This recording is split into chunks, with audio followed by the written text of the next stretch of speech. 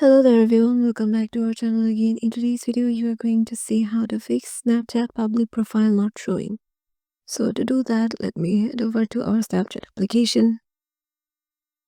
And once you're there, just tap on your Bitmoji on the top left corner.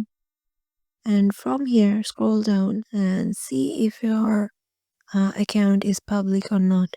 So there is an option of your public story, so it means your account is currently public.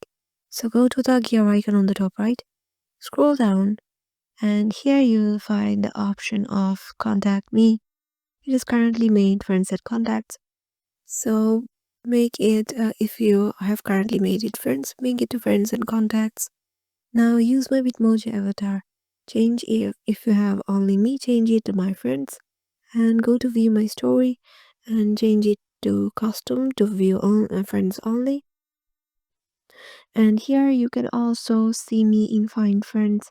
You can check mark it, and this is how you can just make your account public. You can also go to this public profile settings in here, and you can just show public story replies, turn everything on in here.